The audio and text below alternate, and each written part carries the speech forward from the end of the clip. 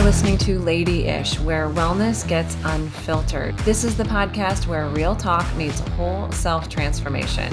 I am your host, Autumn Noble O'Hanlon. I'm a coach, healer, author, and wellness guide, and I have created this unfiltered space for women who want more out of life, but on their own terms.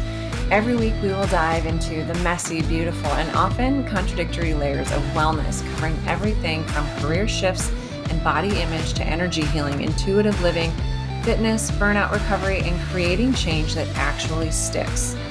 Whether you're chasing a new chapter, healing old wounds, or just trying to reconnect with yourself in a loud, overwhelming world, Lady-ish is here to support your evolution. You can expect honest conversations, coaching wisdom, holistic tools, spiritual insights, and permission to be a little bit of everything and nothing that you're not. Because wellness isn't one size fits all, and neither are you. Welcome back to the podcast, my friends. This week's topic is a timely one. We're going to be unpacking how to know when a relationship has run its course and it's time for that chapter to close with peace and clarity and not resentment. As the year winds down, many of us start evaluating the relationships in our lives, both personal and professional.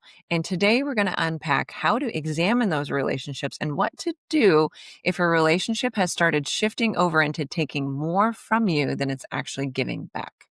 If you're here because this topic is resonating with you and something happening in your life, please stay through the end of this episode. And I can tell you a little bit more about an upcoming free 30-day shadow work exploration that we are going to be doing on this very topic. It's a shadow work exercise on relationships. So I'll tell you more about that at the end of the episode, but I promise you're not going to want to miss this powerful, transformative exercise.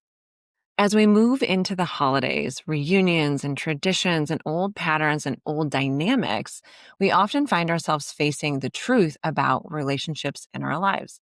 Some feel nourishing, some feel kind of neutral, and some just feel heavier than we would like to admit. The holidays often open the door for all of it to rise to the surface. Today, we're talking about something deeply human, deeply emotional, and deeply spiritual. And that is how to know when a relationship has completed its season and how to let go with love. And we do this not from anger, not from resentment, not from avoidance, but from truth and from clarity and from gratitude. So take a breath, drop your shoulders, and let's soften into this together. First, let's set the stage and unpack why the holidays stir up so many relationship truths. Every year around this time, I start to feel that internal nudge, reflection, recalibration, and reevaluation. I think partly it's because that's what nature is doing right now, and that's what it invites us to do, is sort of evaluate what happened in the past year, what do we need to let go of, what was working and what was not working. And I know I'm not the only one feeling this way. This season naturally brings us into contact with people from our past, family, childhood, friends, old colleagues, and people we once felt close to, but maybe we don't anymore. As humans, we naturally evolve, but not all of our relationships evolve with us. And that doesn't necessarily mean that something has gone wrong. It just means that something has shifted. Energetically, as I said, this time of year is a closing of cycles. It's a time when we start to get clarity around what relationships we want to bring with us into the new year and which ones may belong to an older version of ourselves that we want to leave behind. At the core of all of this is the understanding that relationships are like seasons or lessons or just souls kind of passing through our path. One of the most comforting truths that I've learned is this, and that is not every person in your life was meant to stay forever. And that's okay. It's not an indictment of their character. It's just a recognition of the lessons and the truths they were brought into our lives to see. People come in to our path for a variety of reasons. It could simply be a season, a lesson, a moment of healing, a mirror to help us see things about our own selves or our shadow selves. They could be simply a reminder of something that we needed to reclaim in ourselves. I think about this a lot, and I talk about this a lot in coaching with individuals who are going through a divorce. And as painful as it may be, what I often see as a coach and what I experienced in my own divorce is that as a human, as you evolve, the people around you can evolve with you, or they can start to act as an anchor to your energy as you're trying to grow. And I truly believe that it's an opportunity for you to invite them to rise up with you, and maybe that's the purpose that you serve in their life. It's an opportunity for them to grow too, for them to learn things about themselves. But also, it invites us to see things in our own selves. I know for me, in my divorce, I felt like I was evolving and the person I was with was really bogging me down. And I felt like it was an opportunity for that person to rise up and choose a different path. But I also recognized that being in that relationship forced me to see a lot of my own shadow. It forced me to see ways that I was playing small and sort of backing down and not using my voice and standing in my own power. And I needed to see my tendency to do that in relationships in order to change that pattern. And so I believe that even relationships that end in something as catastrophic as a divorce, there was a purpose to it for each of you to take from that relationship for the better. Whether each person takes that lesson, hears that lesson, and grows or not is totally up to them. But the point is, you came together for that purpose, and each person has the power to take it or leave it. In that sense, I really believe that there are some relationships in our lives that are, roots, and they stay forever. They're lifelong and they're steady and they're grounding and they keep us rooted into who we are as humans and the best versions of ourselves. Similarly, some are like branches. They support us for just certain stretches of time. But if a big storm comes, they might not weather that storm. They could break off and be gone from that part of our lives. Last, some relationships are like those leaves. They're beautiful and they're important, but they're temporary and they just stay for a short season of time. When a relationship is starting to feel misaligned, it is not failure. It's just good information for us to have to further evaluate that relationship, the energy of that relationship, and decide what we want to do with that relationship moving forward. Again, it's not an indictment of the person, it's just an evaluation of who we are, and where we want to be going. So, how do we know if a relationship has sort of completed its purpose and run its course? Let's talk about the signs. These are intuitive and emotional, energetic signs. The ones that we often ignore because they feel uncomfortable or mean, but they're not mean, they're honest. I look back on relationships in my life that had run their course. And for me, the biggest red flag was always, do I look forward to seeing this person? Or am I constantly trying to fight with myself about why I shouldn't cancel or all the excuses I should use to cancel to not have to see this person? Or am I seeing this person out of obligation and guilt? To me, that became a very clear indicator again and again that this relationship had run its course.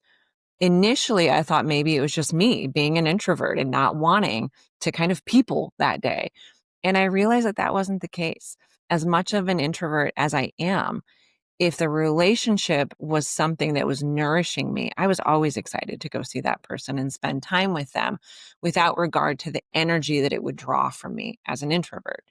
But when the people I was meeting with didn't get me excited, and I started to second guess, maybe I shouldn't go. Maybe I'm just being an introvert, and that whole push and pull back and forth of judging myself and questioning while I was feeling that way. That whole song and dance was a huge sign to me that I wasn't in the relationship anymore. And I did feel badly about it. But now I start to see that as an indication that something isn't aligning for me. There's not something wrong with the person. I'm not being mean or cruel. I'm just being aware of how my energy is responding to this person. So, first and foremost, your body will contract around the relationship. You dread the plans, you feel tense, beforehand, or you leave the interaction feeling really drained. This is a big one for me, someone who is very attuned to their energy and also introverted. Even though I'm introverted and it does take energy for me to be around people, if it is a relationship that is meant to be in my life, I do feel energized afterward. My cup feels full, even though I'm tired and I'm ready to kind of retract a little bit. And so paying attention to how your body feels leading up to and after the relationship is huge. Two, the dynamic keeps pulling you into an older version of yourself. You feel like you can't be who you are now, only who you used to be. So, for example, I had a lot of people that came into my life, during my divorce or during challenging times in my life. And the relationships themselves really focused around those kind of negative aspects of my life. And once those parts of my life kind of concluded and those chapters ended, I didn't really have a lot to talk to this person about, but yet they wanted to continually like draw me back to that angry, kind of bitter energy and always wanting to kind of focus on negative things about people and goings on in their life or my life. And I always felt like they were kind of digging for something to kind of complain about. And I realized that relationship really flourished during a chaotic and negative time in my life. And that relationship wanted to stay in that chaos and negativity. And I was ready to move on to a new chapter. And so when I was with those people, it pulled me back into kind of that negative and gossipy and kind of mean version of myself that I was when I was going through some of those really difficult and trying times in my life. And it felt really cathartic to be with those people and to say, kind of spew all that stuff and be angry. But when that chapter closed, I didn't want to be that person anymore.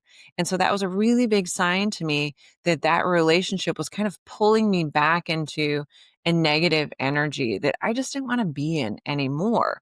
And that's okay. That relationship served a purpose during that time, but I was ready to let go and not be that person anymore. Three, you walk away feeling smaller, not expanded. So noticing how your energy shifts after your time together. For me, this always comes back to who I feel comfortable with discussing my work, right? Not my work as a lawyer, this professional and respectable and all of that. It's my woo woo stuff or my podcast or my energy work. If I have people around me that I feel myself not wanting to talk to them about those things because I think they're going to judge me or they're not going to be supportive or they're going to kind of like talk down to me about what I'm doing, that is a clear indicator to me, again, that this is not a nourishing relationship. So just being mindful of your hesitancy to share certain things and asking why that is. If I share this thing, is this person going to make me feel small? Are they going to make me feel insignificant or silly? That is a sign that they are not in alignment with your energy, with your path, and with your higher calling. And so that is a sign that maybe the relationship isn't really right for you during this time in your life. Four, you keep trying to revive something that naturally wants to rest. If it feels like you're forcing it, there's probably a reason for that. And it is an indication that maybe that chapter in that relationship needs to close. I've noticed this one most often with relationships that are tied to a particular workplace or friend group. As people come out of workplaces or people come in and out of friend groups, it changes the relationship dynamic afterwards. So if you leave a place of work and you're trying to maintain a relationship with someone from that place, early on, it feels like just kind of talking about shop, gossiping about what's happening at work. And over time, if that's where the relationship and conversation stays, it is kind of in this camp where we're starting to revive something that wants to rest, just wanting to revive a workplace, an experience, or a part of your life that really isn't part of your life anymore. And so your relationship and the discussions keep pulling you back to that. That's a sign that maybe there's not more to the relationship outside of that space. And the same with friends that come and go from social groups. If someone has left the social group, and the only thing you have to talk about is sort of what you talked about when they were in the group, and that is kind of the goings on and the inner workings of the group. It sort of begs the question, is there more to this friendship outside of those topics? Or are we just trying to revive the relationship that existed in that social group? And if that's how it feels, maybe there isn't much of a relationship outside of that. And there's always, let me caveat this. There's always a relationship transition for the relationships that I think are meant to last when someone moves out of a workplace or out of a friend group. I have a lot of friendships from old places of work and old friend groups. And there is a period of time where you're trying to find your footing and you're looking for new areas of connection and new things to talk about. And it's possible. And those relationships can evolve, and it's a beautiful thing. But there are some where the topics that you talk about really only relate to the one thing. And you start to kind of wonder, is there more to it? And maybe the answer is no, there's not more to the relationship. And some of those need to be just let go with love. 5, the relationship relies more on history than on present connection. And this is a little bit more nuanced than the previous one I talked about. And what I'm specifically asking you here is, if you met this person today, would you choose this person now? This one kind of blew my mind because I used this lens to kind of question some of the relationships in my life from childhood that were making me feel a little bit uncomfortable. And I really asked myself, if I met this person today, would I want to spend time with them and give them energy? And it was a resounding no for some of those people. And again, not to be mean, but it's just there was a real misalignment in who they were now and who I was now. And just recognizing that if we met on the street, if we met casually, I wouldn't want to spend time with you because we just don't have a whole lot in common. And that was a very powerful realization for me that maybe those relationships had run their course. If any of those previous categories resonated with you or brings to mind certain relationships, it is a sign that maybe those relationships are where letting go with love has become necessary for both of you to evolve. I want to spend a little bit of time here talking about just kind of a few categories of relationships that we often consider letting go. And these are types of relationships that I've noticed in my personal life and also relationships I've noticed my coaching clients working through that typically invite us to reconsider and potentially let them go. Category 1 are energetic misalignments. These are relationships where you've just simply grown apart. The connection no longer feels good. The energy is draining instead of nourishing. And the love has been replaced with just obligation or habit. These are relationships where you can say, thank you for this chapter. I release you with love. It doesn't have to be dramatic. It doesn't have to be a confrontation. And it doesn't require villainizing anyone. It's just honoring the season for what it was and trusting your own evolution beyond that season. Category 2 are relationships that sort of hint at an avoidance of healing. These ones are a little bit trickier. And these are relationships where you still care about the person. There is still love, but there's also a lot of pain. Something has happened and it never got resolved. And you're tempted to cut them off because it feels easier than doing the heart work. This avoidance may feel or sound like, let me shut the door on this relationship before I have to feel anything or do something hard. But sometimes the soul is asking you to stay, not to suffer, not to tolerate mistreatment, but to heal something within yourself. So, a good question to ask about these types of relationships is, if the hurt didn't exist, would I still want this person in my life? If the answer is yes, then the relationship isn't done. Growth is needed and repair is possible. These may be the relationships where, for a long time, it did feel nourishing and it felt good, but then something happened and you're starting to feel disconnected and you're starting to feel resentful. And maybe every time you're around this person or thinking about being around this person, you're kind of stewing in it or pulling yourself away. But as you think about these questions, you realize if we could fix that past hurt, or if it didn't happen, you would still want that relationship. And so our inclination or our desire to pull away and close the doors on that relationship is really our own desire to avoid that hard conversation that can help the relationship move forward and resolve those past hurts. And so it's really a way of challenging ourselves to consider, am I just avoiding doing the work and the hard thing and the hard conversation and instead reaching for the easy button, which is cutting this person out of my life?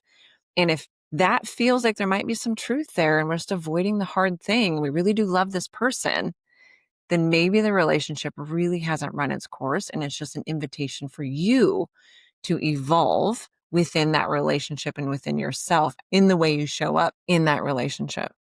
So how do we let go with love? When a relationship has completed its purpose, the most graceful thing that we can do is practice a compassionate release. So let's redefine release here before we get into it. It's not punishment. It's not a cold cutoff. It isn't saying that someone is bad. It isn't an ego-based exit. It's simply acknowledging your role in my life has been honored. Your impact has been felt. Your season has been beautiful and purposeful, but your energy is not aligned with where I'm going, and that's okay. We let go without hard feelings and without needing closure. We let go without rewriting history to justify your own exit. And we release them with gratitude and choose to move forward lighter.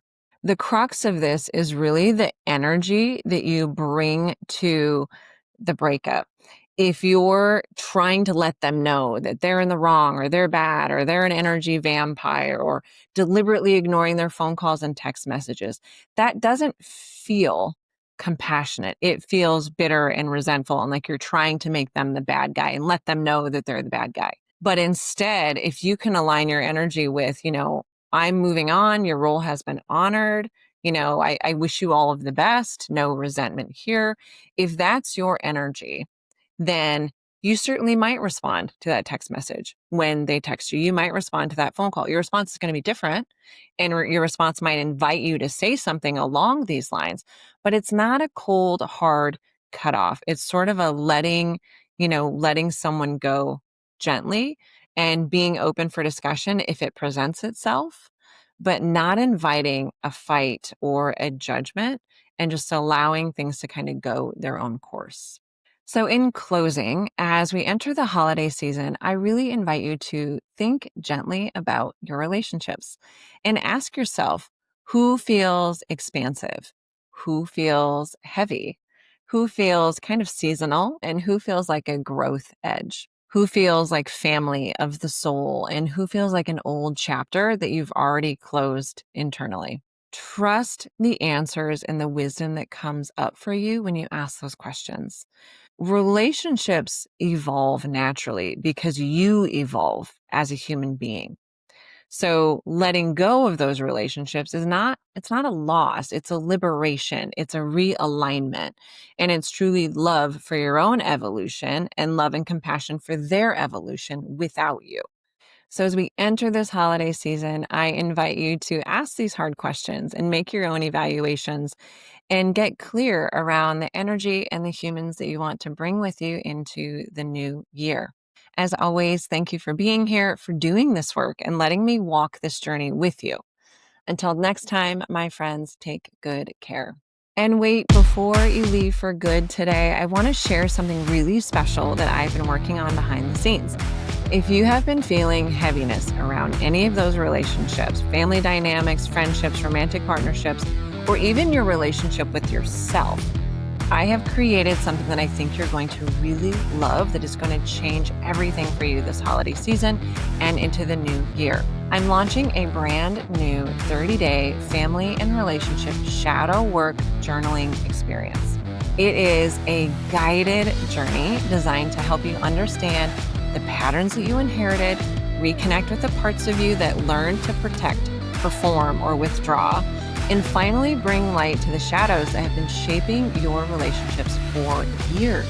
In this experience, every single day for 30 days, you'll receive a short podcast episode, 5 minutes or less, with a guided reflection, a journaling prompt, and a gentle but powerful invitation to release and identify old patterns to create new ones. This is the work that changes everything, not just how you're showing up with other people, but how you show up with yourself. If you've been looking for more clarity, emotional freedom, or peace in your relationships, or just a deeper understanding of why certain patterns keep repeating in your life, this program was meant for you. The program is completely free. It's going to be rolling out over the podcast, so just keep tuning in as you have and wait for the first episode to be releasing next week. If you're feeling the nudge and this is feeling like something that you're needing, trust it. Your relationships are ready for the next evolution, and so are you. I am so hopeful that you will join me on this 30-day exercise.